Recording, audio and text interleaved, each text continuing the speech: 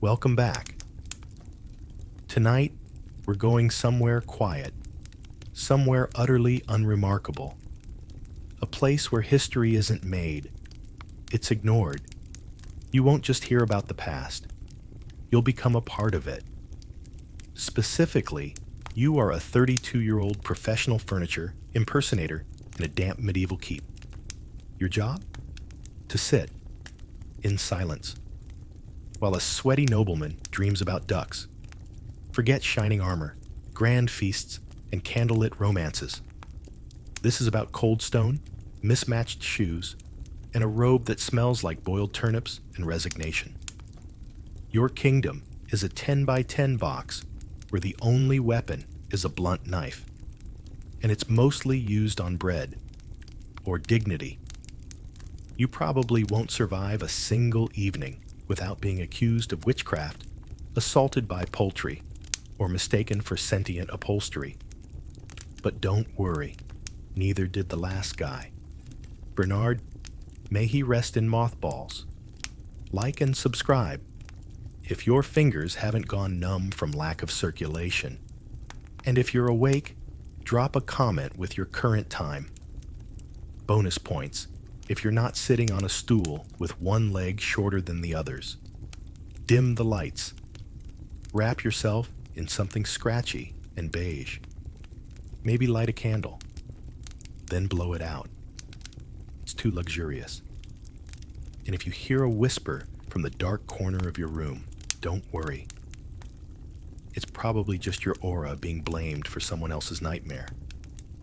Congratulations. You are now the least important person in the most forgettable job in the entire castle. You are a guard of sleep. It's almost midnight. The noble is snoring, and your shift has just begun. You are 32 years old, which, in medieval years, means you're basically ancient. If life were a staircase, you've already fallen down it. Twice. And nobody helped you up either time. You live in a stone shed the size of a particularly indecisive coffin. Your neighbors are moss, mold, and a guy named Harl, who insists he's a wizard because he once made a candle flicker with his breath. You are not a knight. You are not a squire. You are not a healer, or a minstrel, or even the guy who shovels pig dung, because pig dung guy, he gets hazard pay. You are a guard of sleep. Or, if you want to get technical and impress no one, your title is Somni Custos. It's Latin. Sounds important, almost sacred. Until you realize it loosely translates to human-shaped furniture that watches people nap. Your job is to stay awake so that other people can sleep. Specifically, rich people. Even more specifically, one sweaty nobleman who thinks dreams are government plots and insists you recite the Lord's Prayer backward before he can drift off. You sit, you stare, you try not to breathe too loud. Because if the Duke wakes up, it's your problem. If he doesn't wake up, still your problem. Either way, you lose. You wear what can only be described as a beige insult with sleeves. The official uniform, if you can call it that, was probably sewn by someone who hated you personally and also didn't know what humans look like. Your smell is a cocktail of cold cabbage, damp wool, and self-doubt. Your spine curves slightly left from years of sitting in the exact same position, trying not to sneeze. No one thanks you. No one remembers your name. Once, someone mistook you for a particularly alert coat rack. And yet, you endure. Because in a world built for the loud, the rich, and the sword-happy, someone still has to sit in the shadows and watch the snoring happen. Someone still has to make sure the night stays uneventful, even if that someone is unpaid, unarmed, and entirely unloved. That someone is you. You didn't grow up dreaming of this. No child stares into the distance and whispers, "One day, I'll guard another man's unconsciousness." And if they do, They probably shouldn't be allowed near candles. You had plans once, not brilliant ones. But plans? You were going to be a brewer until you realized barley costs money. Then you tried becoming a monk. But turns out, monks frown on excessive sarcasm and dice gambling. For a while, you even juggled apples in the market square. Until the goose incident, which we don't talk about anymore. Neither does the goose. And then came the spoon. Not a spoon. The spoon, a decorative, silver-inlaid family heirloom spoon belonging to your cousin, Lord Edwin, who absolutely did not overreact when it went missing for 3 hours and reappeared under your boot. You tried to explain. You were hungry, you were drunk. You thought it was a really shiny finger. The town guards were not impressed. 3 days in the local jail. You shared a cell with a rat named Bernard, who chewed your sock and your self-worth. No bed, no food, no second sock. When you got out, the world had changed. Well, it hadn't changed, but your reputation had. People started crossing the street when they saw you, and not out of fear, out of disdain, which is somehow worse. Jobs vanished. You weren't trusted to hold a broom, let alone a real job. Even the dung shoveler passed on you. Bad for morale, he said, while ankle-deep in donkey tragedy. Then one evening, while contemplating if Bernard would make a decent stew, a notice appeared. Wanted, silent, loyal, unremarkable individual to perform nocturnal observation of esteemed personage. No questions, minimal movement, must own knees. It was either that or return to the alley behind the baker's, where the stray cat was beginning to look territorial. So you said yes? You didn't ask how much it paid. You didn't ask why someone needed to be watched while they slept. You just nodded and hoped the uniform came with sleeves. It didn't. And that's how you became the most invisible person in the most uncomfortable room, in the most ridiculous corner of feudal society. Congratulations. Let's talk about your tools, if we can call them that. You don't have armor. You don't have a weapon. You don't even have shoes that match. One is leather. The other is optimism held together with string. Your gear includes the following items, all meticulously approved by someone who has never worked a night shift in their life. A stool, 3 legs, one shorter than the others. It leans like it knows what's coming. A lantern. It emits more smoke than light. Smells like burnt regret.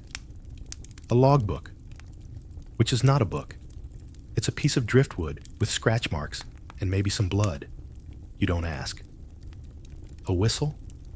You were told never to use it. No one explained why. You suspect it summoned something bad. Possibly the cook. A dull knife.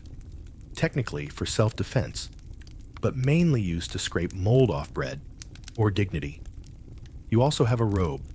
Some call it a uniform. It is, in fact, a loosely threaded potato sack with armholes and a stain that may or may not be sentient. The robe smells like damp wool, shame, and the dreams of men who've given up. The belt is a frayed rope tied so tightly around your middle it qualifies as a second spine. Protective gear? The job is the danger. There's no helmet because no one expects you to be in a position worth protecting. There are no gloves because you're not supposed to touch anything. There are no boots because apparently your feet are not mission critical. Upgrades? One time you asked for a cushion, they gave you a piece of firewood and said, "Sit like a man." Breaks? Officially, 1 every 8 hours. Unofficially, you may blink twice in succession if no one sees you. And then there's the room, a 10 by 10 windowless box lined with stone, draftier than a political promise. There's a cot in the corner, Not for you. There's a water jug. Also not for you. There's a bell by the noble's head in case he needs anything. He has used it to summon you to kill a spider, scratch his foot, and one time, to tell you he couldn't sleep. You sleep on a pile of straw behind a curtain in the hallway. Except you don't, because sleep is for important people, and you are furniture with anxiety. So yes, technically, you're equipped. Just like a scarecrow is equipped to fight a dragon. You awaken not to birdsong. Birds don't come near your part of the barracks anymore. They've learned? No. You wake to the sound of mice, not scurrying, arguing. It sounds like contract negotiations, possibly about who gets your last crumb. You open your eyes. The ceiling above you is damp, either from last night's rain or because someone on the floor above has poor aim and zero remorse. You sit up, slowly. Your spine cracks like cheap firewood. Your blanket clings to you with the affection of a wet dog. You pry it off, and your socks come with it. Congratulations, you're barefoot now. Breakfast is whatever didn't mold overnight. Today, a heel of bread so dry it could qualify as masonry. You chew and chew and chew, and halfway through, discover a pebble lodged inside. You chew that too. No butter, no honey, no joy, just carbs, regret, and the slow death of your taste buds. You briefly wonder if the bread is alive, then decide that if it is, it deserves to suffer this fate alongside you. You splash water from a communal bucket onto your face. The water is cold and smells faintly of turnips. You assume this is normal. You wipe your face on your sleeve. Your sleeve is dirtier than your face was. You are now technically worse. You check the mirror. There isn't one. You're not important enough to need a reflection. You attempt to flatten your hair. It flattens one side. The other side gains sentience and begins plotting rebellion. You adjust your robe. It sags like a deflated bladder, which is, you suspect, what it was originally made from. You trudge toward the keep, past the pig pens, past the servants laughing at something that is probably you. You pass the kitchens. Someone's baking honeyed buns. You haven't tasted honey since your brief employment in the kitchen, which ended with a burned pot, a dead bee, and several misunderstandings involving the word sticky. As you enter the keep, the guards don't even look at you, which is somehow more insulting than when they used to laugh. You arrive at the chamber. The door creaks open. A gust of warm air escapes, scented with lavender, roast goose, and the casual luxury of someone who has never once wiped their own mouth. Inside, the noble is already asleep, face down, drooling slightly. Wrapped in imported silk and ignorance, you sit on your stool, 3 legs, 2 regrets, 1 splinter in your thigh, and you begin another shift in which nothing is supposed to happen, but everything still somehow feels like a small, personal defeat. Time passes, or maybe it doesn't. Midday doesn't arrive so much as drift in, like a lazy ghost wearing too much perfume. The noble is still asleep. Of course he is. He's just had lunch. A light 12-course affair involving boar, quail, custard, and the severed dignity of 10 kitchen boys. Now he's deep in his digestive slumber, a sacred ritual in which a grown man lies in silk and dreams about falcon jousts while his servants whisper poetry about how comfortable he looks. You sit 2 arms lengths away, positioned like an unlucky statue.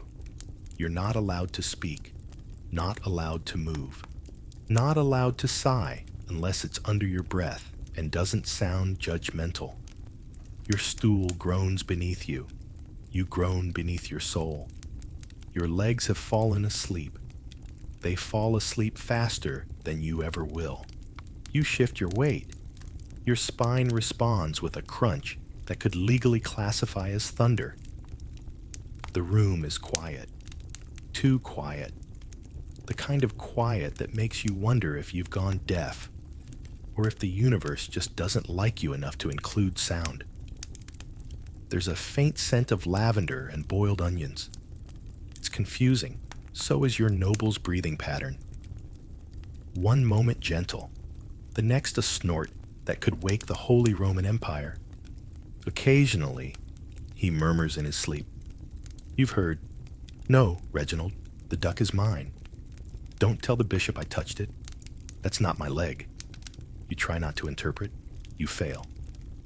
At precisely the bell's third toll, a page enters. He carries a tray of grapes, cheese, and some pastry so delicate it sighs when touched. It's placed gently on the bedside table. You are, predictably, ignored.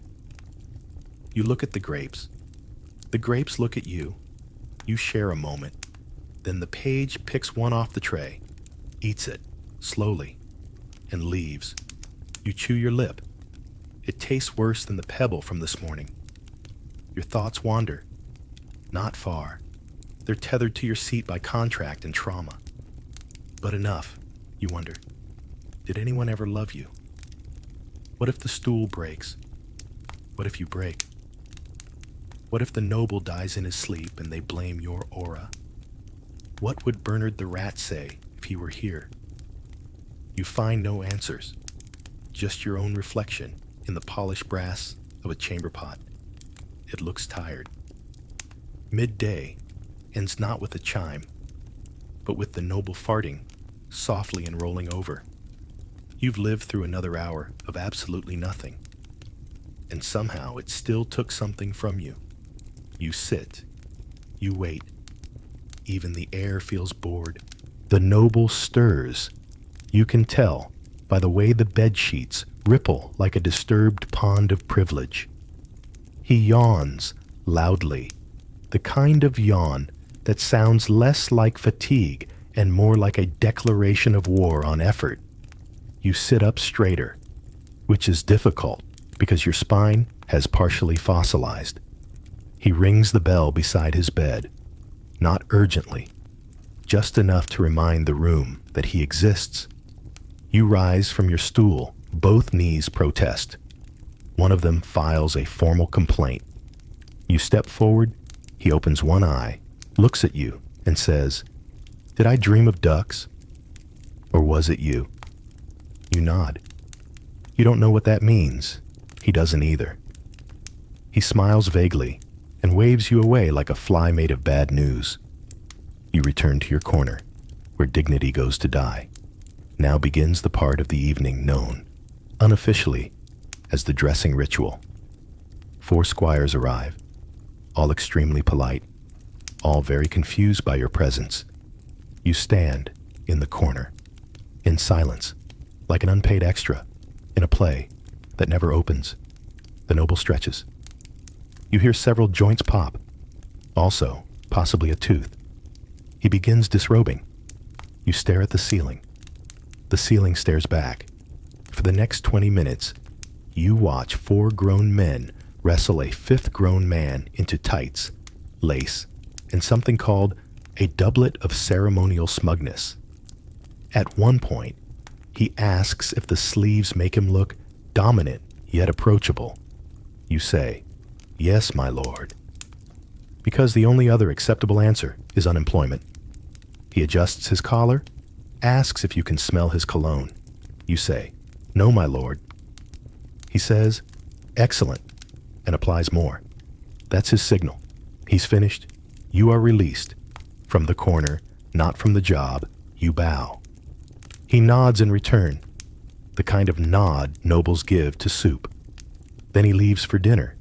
You follow 10 steps behind, not because anyone told you to, but because you've forgotten how to exist without direction. As he disappears into the candlelit grandeur of the great hall, you return to your stool. It's still warm, which is somehow worse. The light fades outside the arrow slits. The fire in the chamber crackles once, then dies. Like your expectations, you are now alone with a bed that smells like coins and ego. And night is coming. The noble is gone, off to dine, drink, and dismiss entire bloodlines with a raised eyebrow. You're not off anywhere. You're just done, not finished, just paused, like a spoon no one wants to use, but also won't throw away. You trudge back to your quarters. They generously call it a bunk. It's a closet, a damp closet, a closet that smells faintly of mildew, failure, and someone else's regret. You light your candle. It sputters once, wheezes like an old man climbing stairs, then dies. So do your expectations. You consider relighting it, then remember, you have no flint, because last week you traded it for half a boiled egg and someone's secondhand apology. You lie down on your straw mattress. It crunches. That's not a sound bedding should make. The blanket, if it can still legally be called that, is damp again, possibly from rain, possibly from condensation, possibly from your own tears. You've stopped keeping track. You try to sleep. You count sheep. They keep leaping over a fence and into a vat of boiling stew. You stop counting. You breathe slowly. Inhale, exhale, gag slightly. You're too close to your own boots. You turn onto your side. The straw pokes you. You turn onto your back. The wall leaks on you. You stare at the ceiling. The ceiling does not blink. Somewhere, someone is snoring, not the noble. This one is higher pitched, vaguely threatening. Possibly a guard. Possibly a ghost. You try again. You fall into something that might be sleep, might also be temporary paralysis. Either way, your brain begins filing complaint reports titled, "Not Like This." And just when it starts to feel soft, just when your mind finally starts to forget the stool, the tights, the grapes, you hear it. The mice, they're back, arguing again, possibly about unionizing this time. You stare at the wall. It stares back. You whisper, "Same time tomorrow?" The wall says nothing. It doesn't need to. You already know the answer. On paper, your job sounds safe. You sit. You observe. You try not to die. But medieval life has a way of weaponizing the ordinary. Once, the Duke had a nightmare about a demon sitting at the foot of his bed. He woke up, saw you, drew conclusions. By sunrise, you were tied to a chair and dunked in a barrel of vinegar to expel the spirits. The spirits remain, so does the rash. Another time, someone misplaced the holy relic of Saint Biscuitus. You were accused because you blinked weird during Vespers. They let you go. Eventually, after the relic turned up in the bishop's laundry basket, you've been bitten by the Duke's monkey, chased by a goose that escaped the kitchen mid-pluck, stared down by the court falcon who mistook your left ear for a mouse. But nothing, and I mean nothing, compares to the owl incident. There should not be owls indoors, especially not in sleeping chambers, especially not owls with vengeance in their eyes and zero fear of peasants. You still flinch at feathers.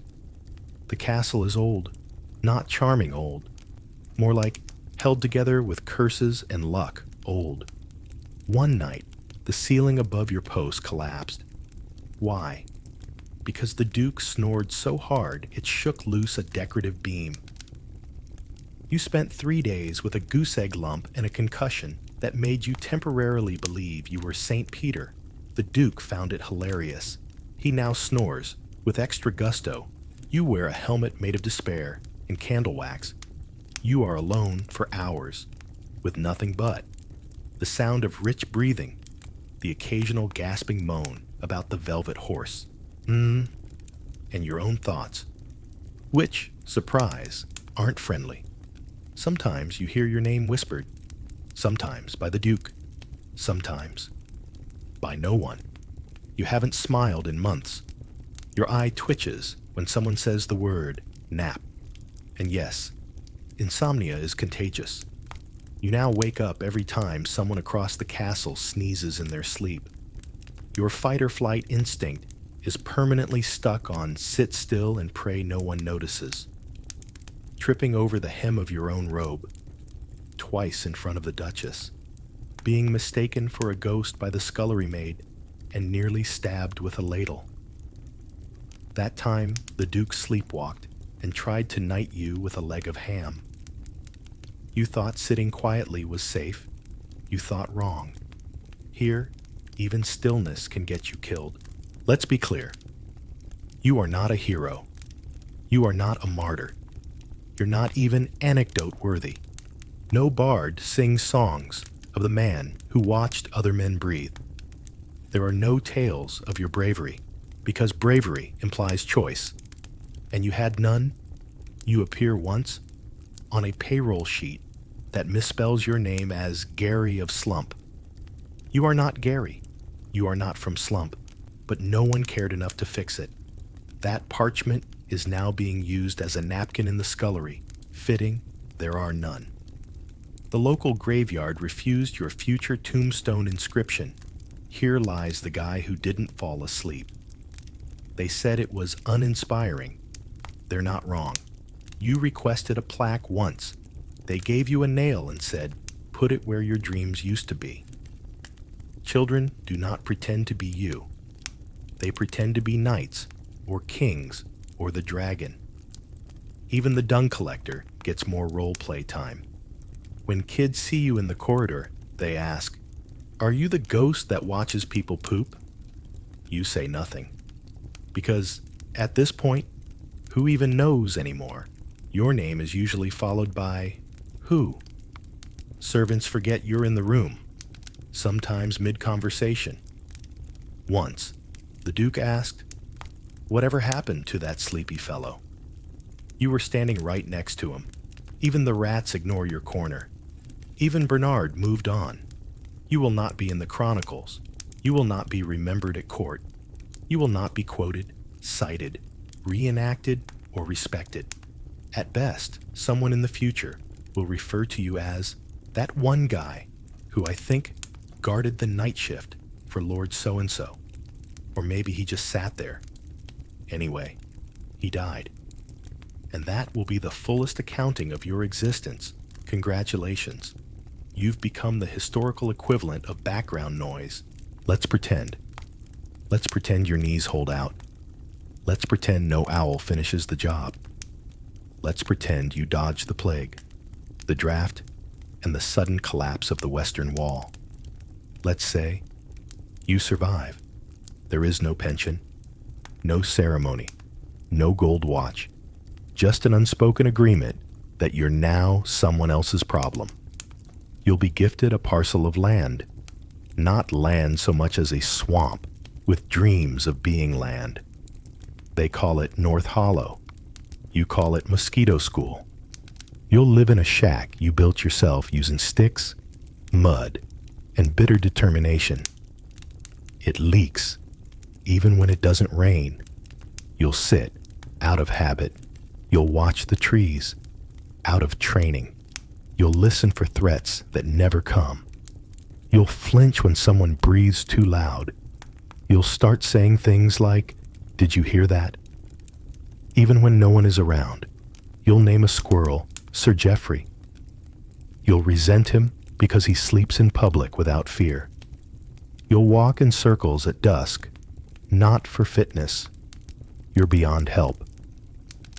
But because that's when the Duke used to need his blanket fluffed, you'll still fluff it, even if he's not there. Especially if he's not there. You'll develop something people will later call hypervigilance, but in your time is just called being weird. You'll wake up whenever a door creaks, a branch snaps, or the wind changes tone. You'll dream of footsteps, but no one ever enters. You'll dream of bells, but no one ever needs you. You'll tell your neighbors you used to work in the keep. They'll say, "As what?" You'll open your mouth and forget. Occasionally, someone from the village will send their child to bring you food. They'll say, "Don't stare into his eyes too long." The child will return saying, "He was talking to his lantern." You were not. You were talking near your lantern. There's a difference. One time, a traveling historian will ask if you knew the Duke. You'll nod. They won't write it down. So, yes, if you survive, you'll fade into the fog of a damp forest, quietly muttering bedtime psalms to no one in particular, waiting for a dream that never needed guarding in the first place. And maybe, just maybe, one night you'll finally sleep without listening. So, what is a guard of sleep? You're not a warrior. You're not a poet. You're not even interesting enough to be suspected of anything exciting. You are a living insurance policy, a breathing just in case. You are the flesh and bone equivalent of putting a rock behind a wagon wheel, technically useful, frequently ignored, and occasionally crushed. You gave up sleep so the rich could dream of golden horses and rivers made of wine. You sat in the cold so their feet could stay warm. You disappeared into the background so they could center themselves, your greatest achievement. Nothing happened. That's the point. You don't make noise. You don't make waves. You don't make history. You prevent things from happening, which is noble in the way a mop is noble, right before someone steps on it and breaks the handle. No tales, no statues, not even a footnote in the back of a dusty book titled Other People Who Also Lived. People will remember the Duke.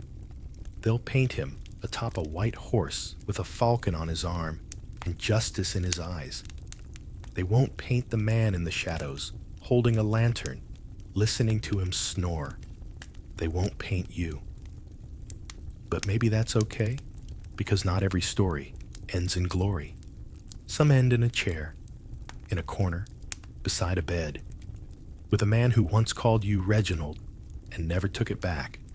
So next time, you can't sleep. Next time the room feels still, like something is watching. Ask yourself, is it history? Or is it just someone like you, doing a job no one asked for, and everyone forgot? You don't make history. You disappear from it. Good night. You wake up to the sound of bells, not church bells, not wedding bells, funeral bells. Again, your back screams. You're lying on straw, not hay. Straw. Hay is for animals. Straw is for people who can't afford hay. Something just crawled across your neck. You hope it's a flea. You really, really hope it's not another rat. You shift and immediately regret it. Your joints feel like they were forged in a cursed blacksmith shop. Your blanket is damp. So is your shirt. So is the floor. So is everything. You sit up slowly, like a centuries-old tree, deciding whether it's worth the effort. Your breath fogs in the morning air. But it's not winter, just cold. Because your roof is technically more whole than roof. Beside you, your younger brother coughs. Not the cute kind. The kind of cough that rattles in the bones and ends with something wet hitting the ground. You glance over. He's pale. He's shivering. He's still breathing. For now, across the room, your mother stirs. She hasn't spoken since Tuesday. You don't ask why. Everyone stopped asking questions last week. The smell? It's a mix of sweat, rot, boiled cabbage, and despair. You've gone nose blind, mostly.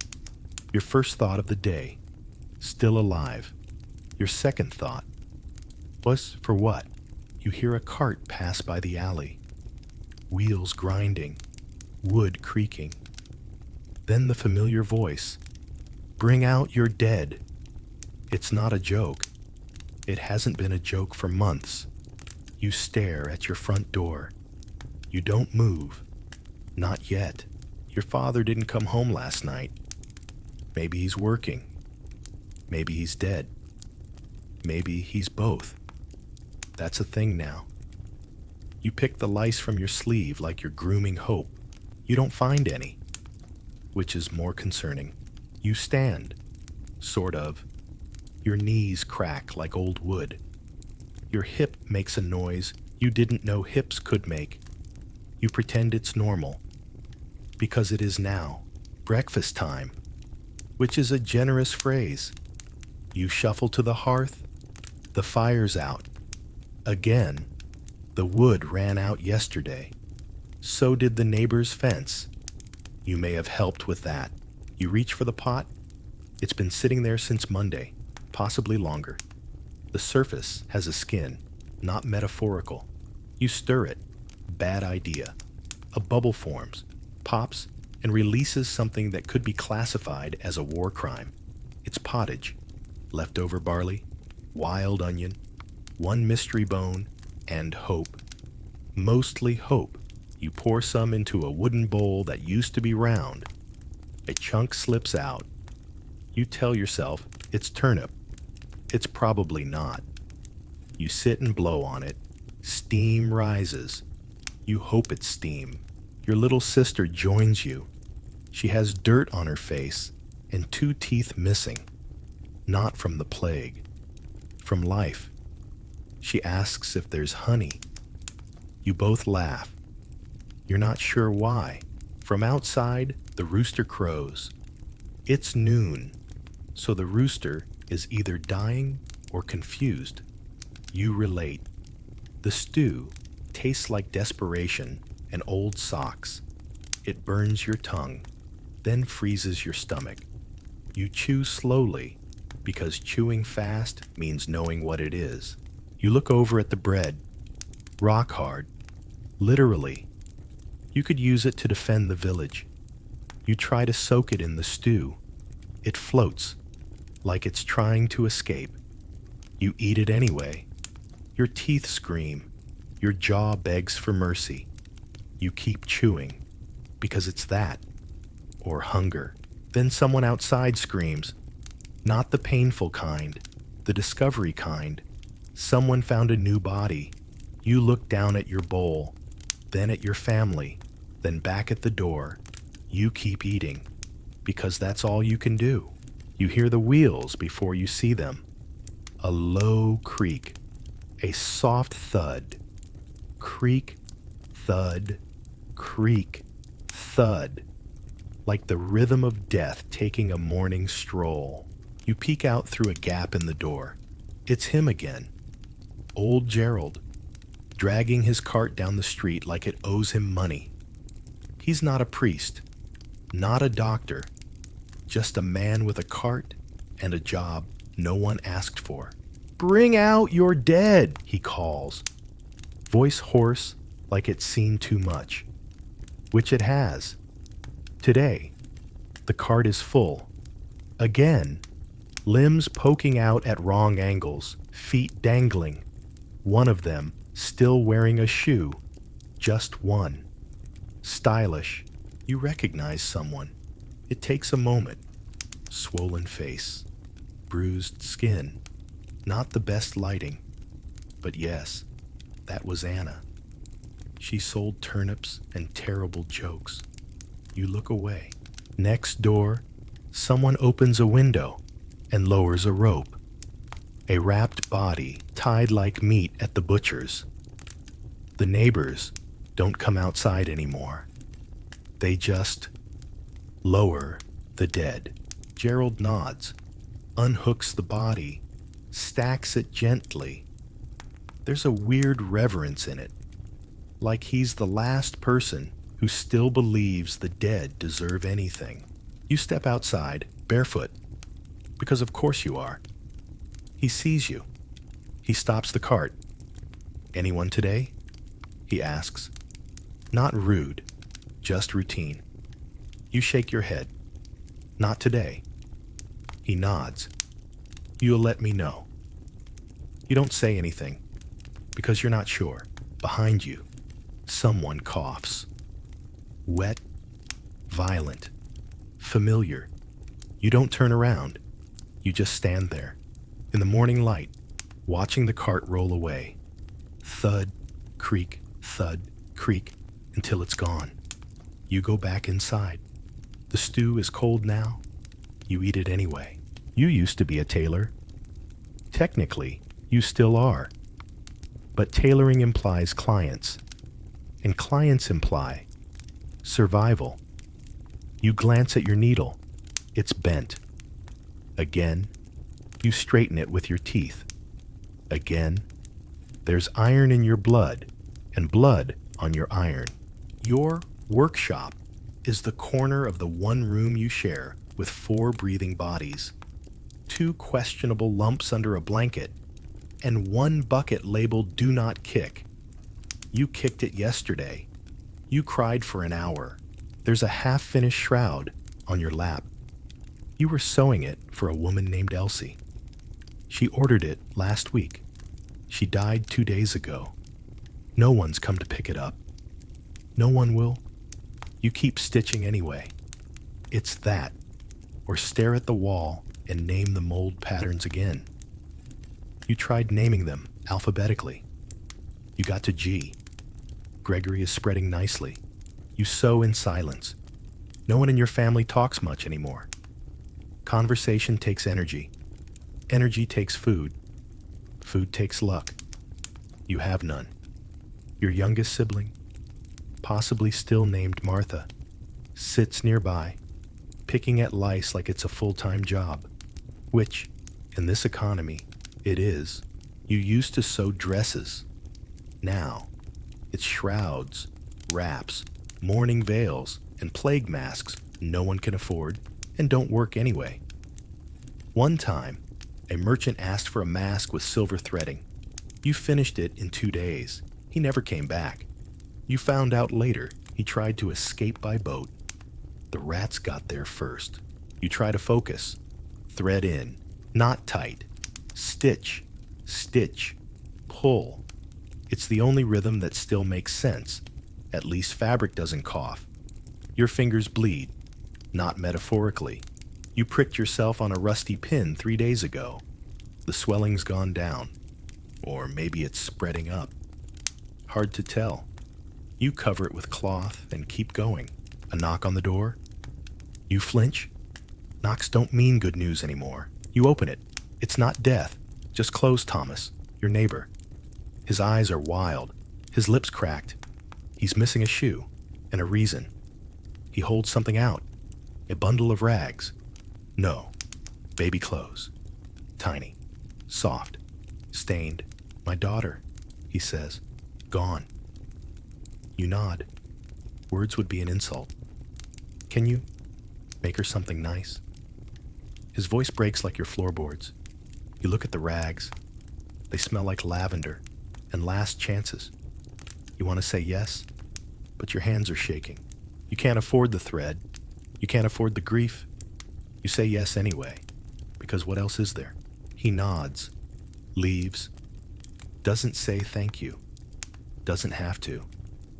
You place the bundle beside the shroud for Elsie, a growing pile of promises no one will see fulfilled. You try to work. You try to pretend the seams still matter, that symmetry is still sacred, that the straight line of a stitch is something you can control, in a world where everything else is bleeding sideways. But your eyes blur. You're not sure if it's tears, hunger, or mold fumes. You blink, shake your head, jab the needle in.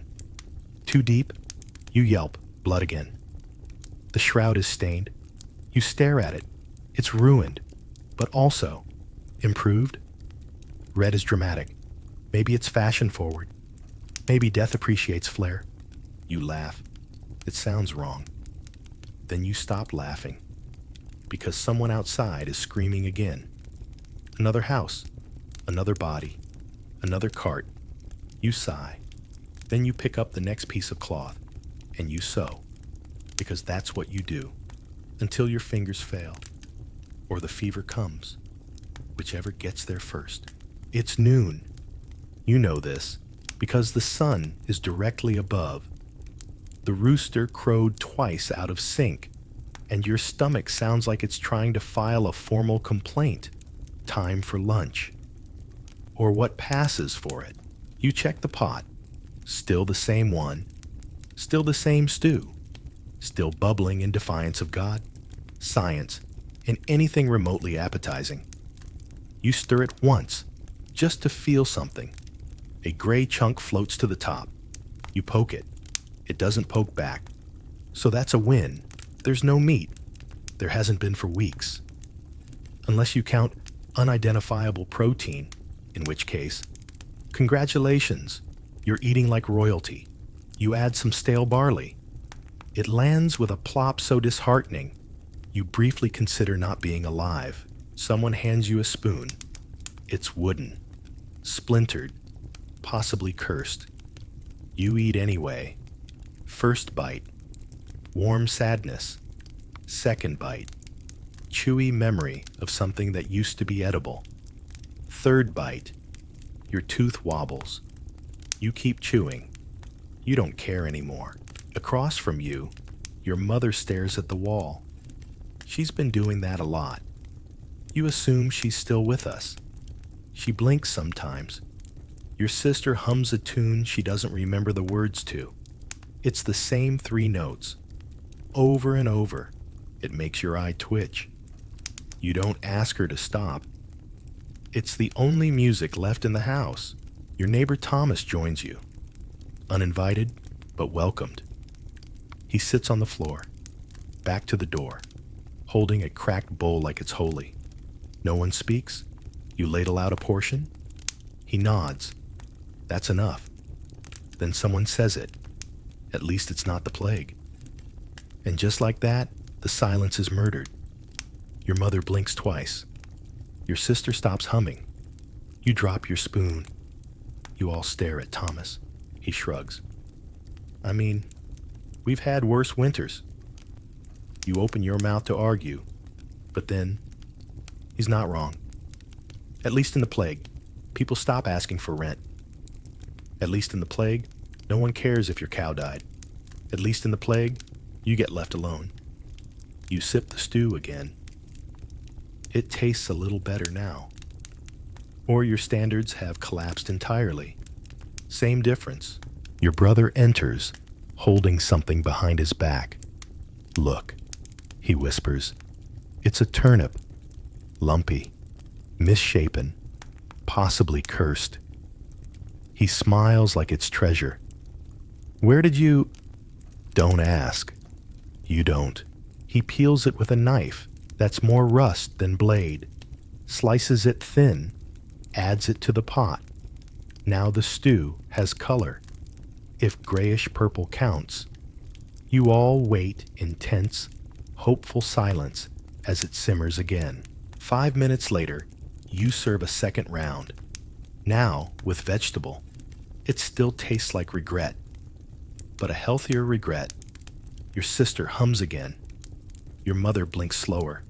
Thomas burps and apologizes to no one in particular. We'll be fine, someone says, and for half a second, you almost believe it. Then a bell rings outside.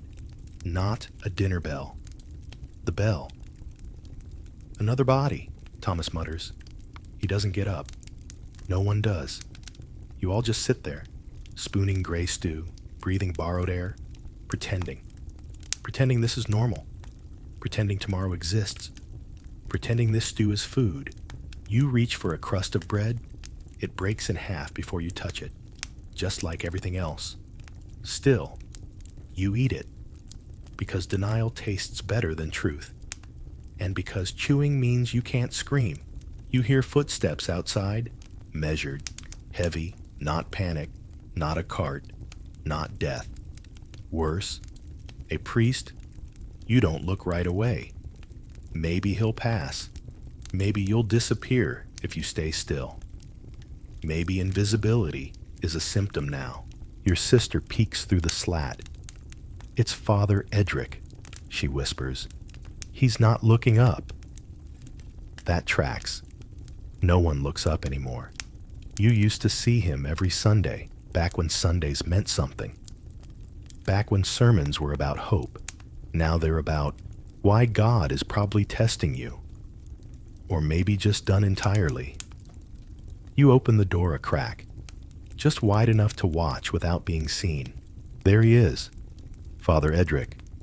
Once bright-eyed, bushy-browed, overconfident, now pale, hunched, and reciting prayers like he's trying to convince himself. He walks down the middle of the road, alone, no procession, no incense, just a worn robe, a shaking hand, and a cross so small it might be a splinter. He stops in front of old Hilda's house. The door is open. The smell comes first.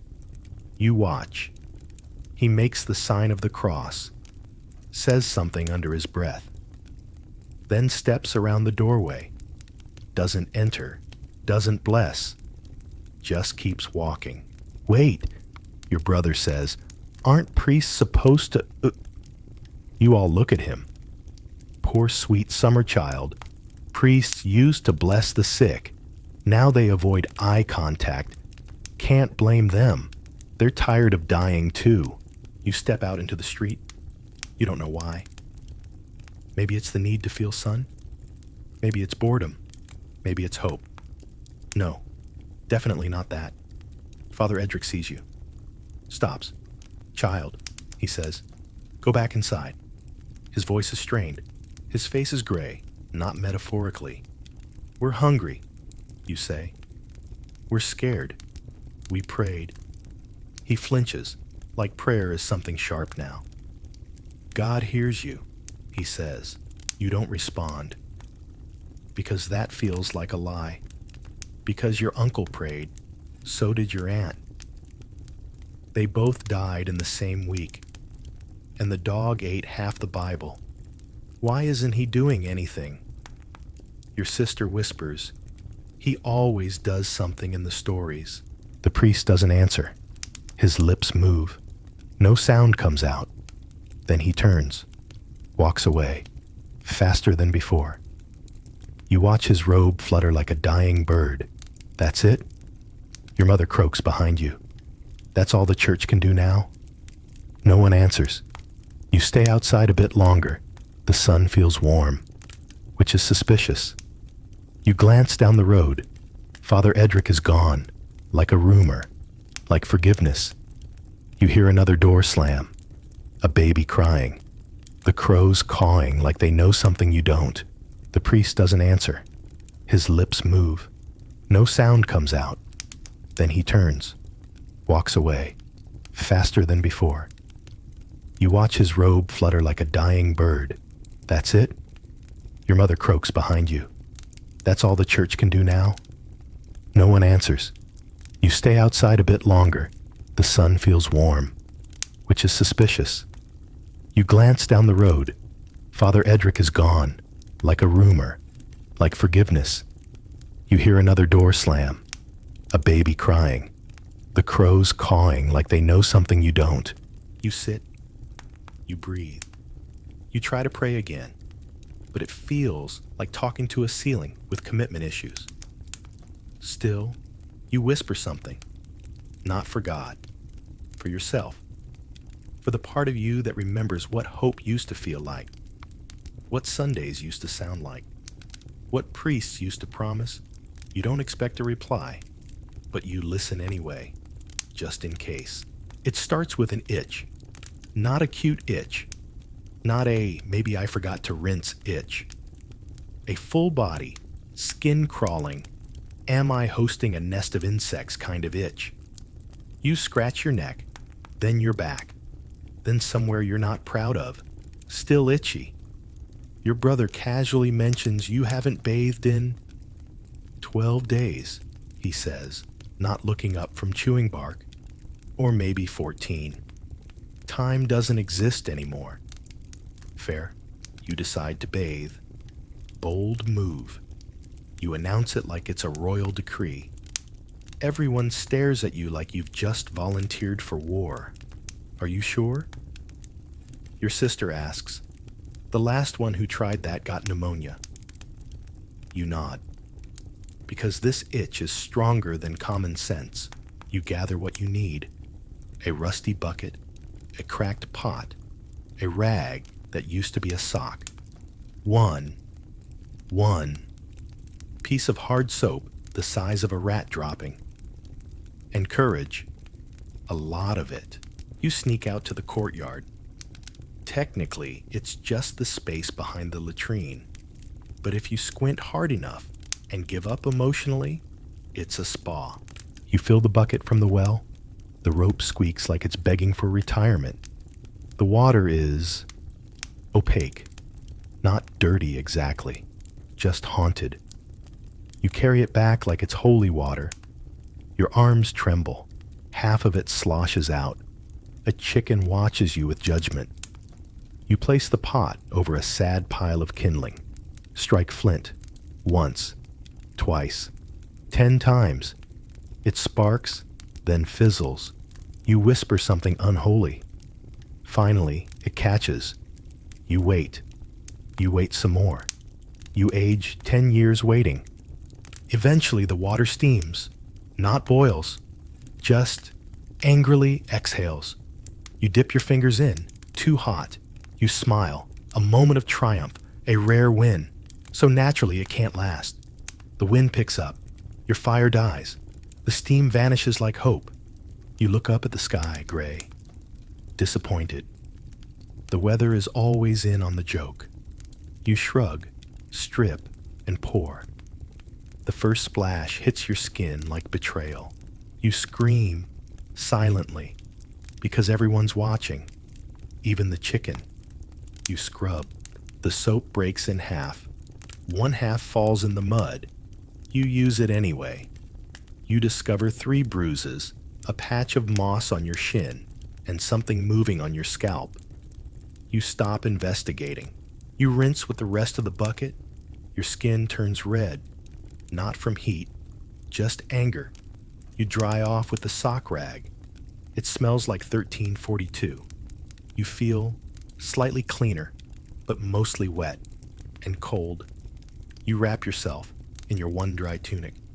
It's not clean, just less filthy than the others. You walk back inside. Your family stares. You're damp, dripping, shivering. You did it. You nod. Was it worth it? You sit down. You think. You shiver. No. You whisper. Absolutely not. Your brother tosses you a piece of bark. You chew it in silence. Clean, cold, slightly less itchy, still dying. You don't bathe again for 3 weeks. And next time, you just use dirt. You wake up from a nap that felt more like a blackout. The kind of sleep where you dream about warmth and then wake up with a rat on your foot. You brush it off. It squeaks at you like you're the problem fare. You stretch. Bad idea. Something in your spine makes a sound like a snapped wishbone. Even worse, your armpit hurts. You poke it. Soft lump. Tender. Warm. Ah, just what you needed. A new symptom. You say nothing, because announcing symptoms is a great way to get treated like firewood. You stand, slowly, casually, like your body isn't plotting against you. You check the mirror. Well, your reflection in the metal plate. Close enough? You look pale, not poetic, swooning pale, sickly, waxy, fresh corpse pale. You touch your neck. Another bump, smaller. It pulses. You try to convince yourself it's a pimple, a very aggressive, possibly sentient pimple. Your sister walks in. You look tired, which, in plague language, means you look like you've been partially embalmed. You shrug. Just didn't sleep well? Which is true. The coughing from the neighbor's roof kept you up. Yes, the roof. Because he started sleeping up there for fresh air. He hasn't come down in 2 days. You assume he ascended or fell. You sit by the fire, or what's left of it. It's just warm ashes and 3 half-burnt twigs. You pretend it's cozy. Your mother coughs. Again, the wet kind, the kind that leaves a stain on cloth. No one says anything.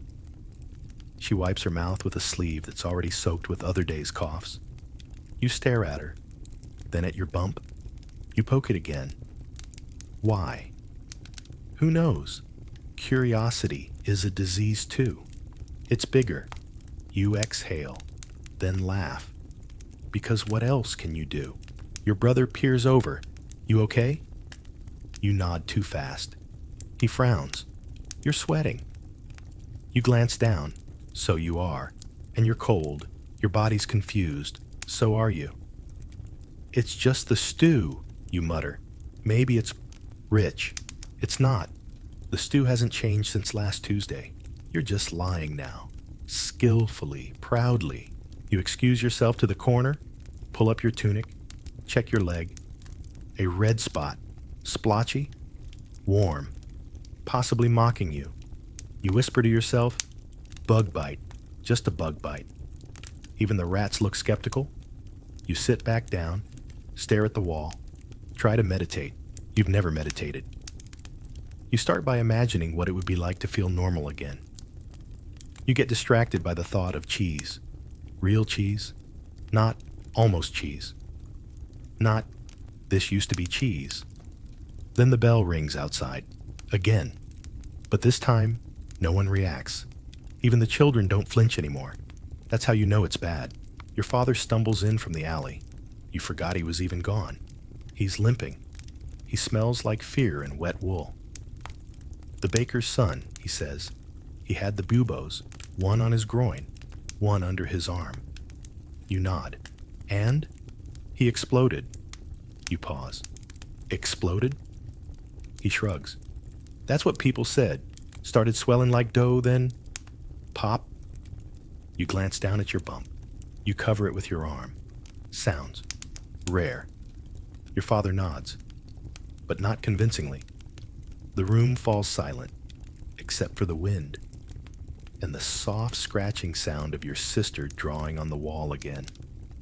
Today, it's a cat with wings. You're not sure what that means. You don't ask. Your father stumbles in from the alley. You forgot he was even gone. He's limping. He smells like fear and wet wool. The baker's son, he says. He had the buboes, one on his groin, one under his arm. You nod. And? He exploded. You pause. Exploded? He shrugs.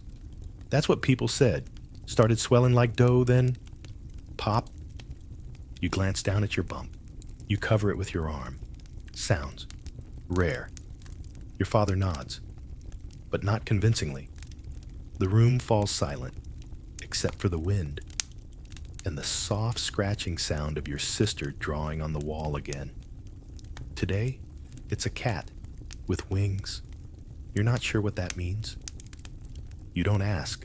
Your mother coughs again, harder this time. You all look at the stew pot. It bubbles ominously. Someone whispers, "We should boil the ladle." Too late. You excuse yourself again, this time to the back door. You lean against the wall, close your eyes. The lump is throbbing now. So is your head. So is the sky, somehow. You whisper another prayer. This one is shorter. Just 3 words. Not me yet. Then you go back inside, smile, eat the stew because denial is warm, and fear when salted tastes just like hunger. It's almost night, which just means the shadows get darker and everyone coughs louder. You're not religious, or at least you weren't before the rats showed up with a prophecy. But now you pray. Not because you believe, because you're out of options, and screaming into the sky hasn't worked since Tuesday. You sit in the corner, the warmest one, which isn't saying much. Your knees creak like ancient hinges. Your bump aches under your arm like a ticking clock with bad intentions. You fold your hands. They're dirty. They always are. Clean hands are for the dead now. You start slow. Dear God, nothing happens. No light, no voice, no flickering candle. The candle actually dies. That feels rude. You try again. Look, I don't ask for much. Pause. That's not true. You've asked for warmth, food, safety, and for your uncle to stop snoring like a drowning cow. None of it worked. You adjust. Okay. I ask for everything. But just once, can you? You stop. Because you don't know what to ask for. Healing? Hope? A new tunic that doesn't smell like 1347? You sigh. You stare at the wall in front of you. Cracked, moldy, slightly damp. It's listened more than God has lately. So you change tactics. Hey, wall, you whisper. You got a minute? The wall says nothing, which is polite, honestly. You lay it out, all of it. I've been good, not saintly, but decent. I haven't stolen bread. I gave Thomas my last scrap of fabric. I only cursed twice when I found the second rat nest. The wall continues to offer excellent emotional availability. I'm tired. My bones hurt. My breath smells like fear and boiled cabbage. You lean your head against the stone.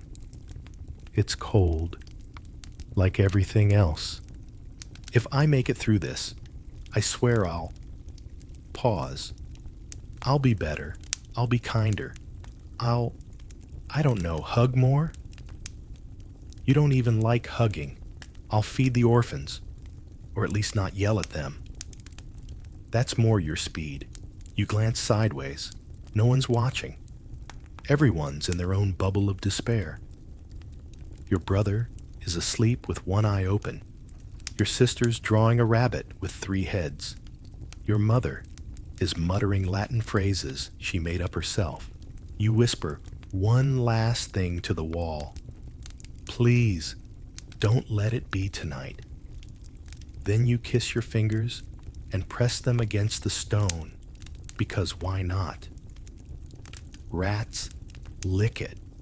Why can't you? You crawl to your corner, curl up in the scratchiest blanket known to humankind. Your lump is still there. So is the fear. So is the wall. You breathe, slow, shaky. The dark hums around you. No reply, but no new deaths either.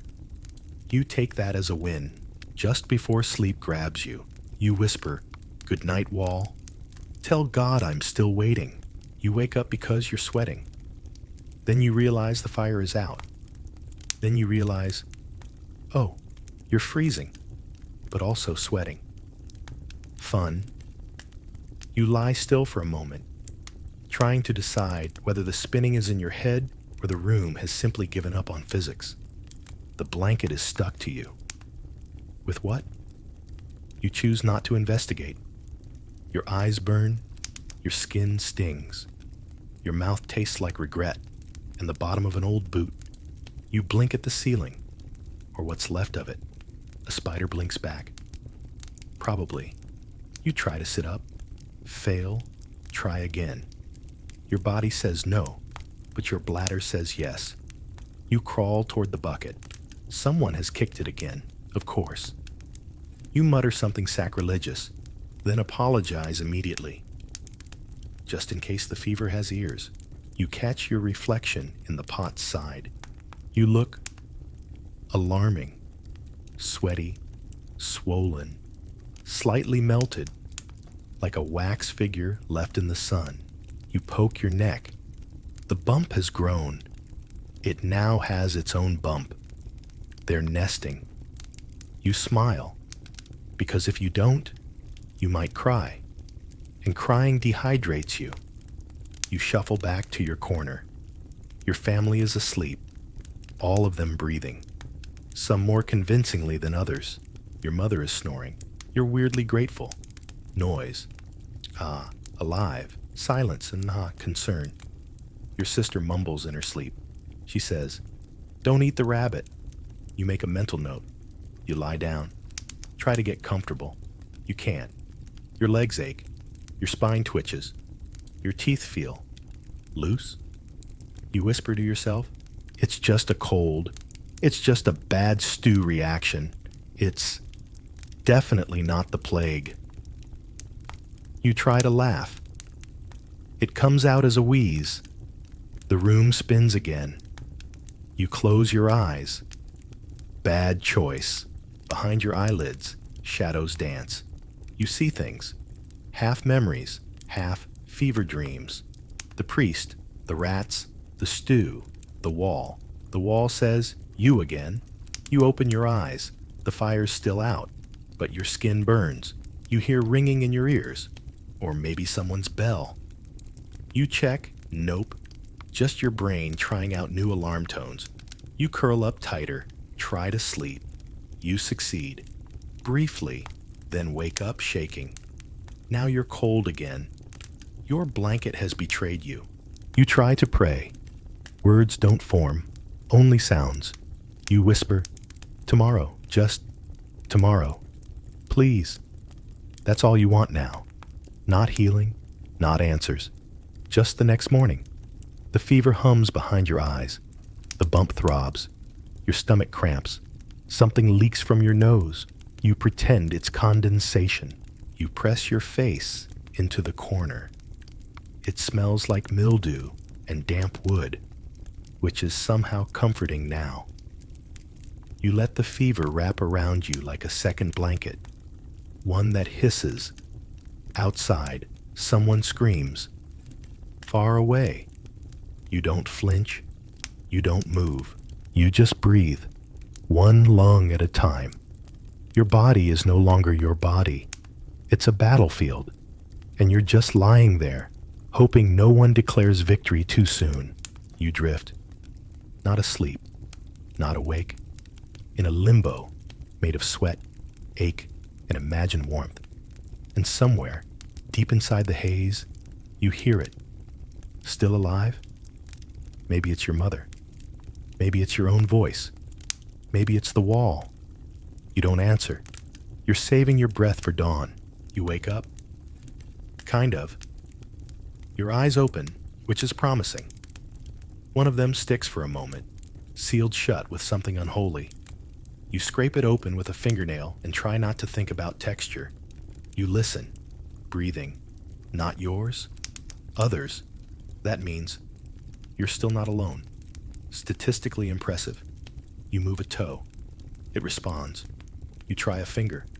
Also responsive. Then your head. Big mistake. A bolt of pain shoots behind your eyes. You groan. It sounds like a dying goat. You don't care.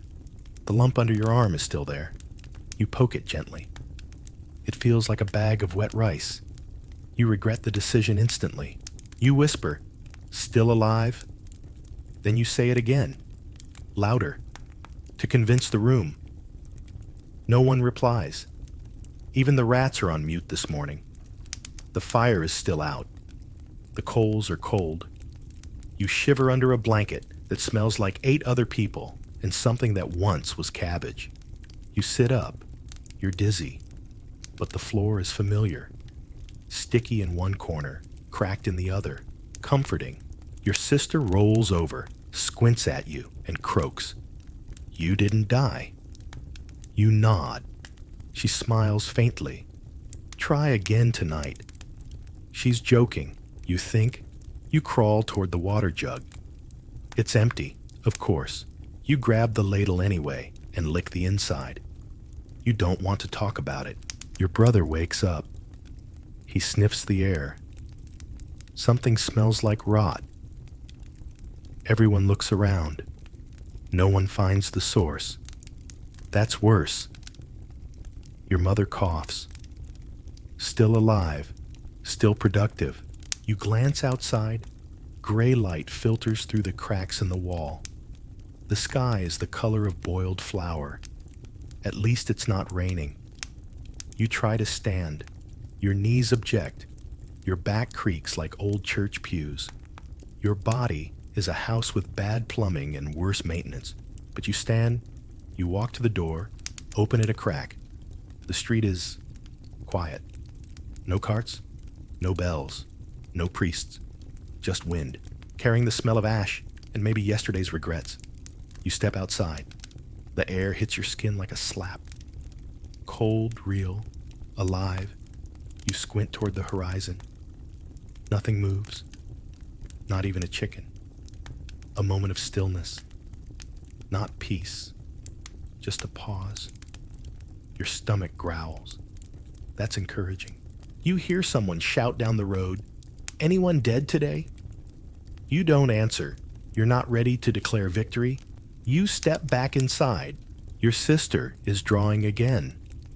This time, it's a sun with a face. "It's smiling," she says. "Why?" You ask. "Because it doesn't live here," she replies. Fair. You sit down beside her. The bump still hurts. Your head still spins. But you're here. Alive. Sore. Slightly soup-scented. You look around. Everyone is breathing. No one is screaming. No one is praying. That's either good or very, very bad. You breathe in, cough, then smile. Guess we try again today. No one cheers, but no one cries either. And for now, that's enough.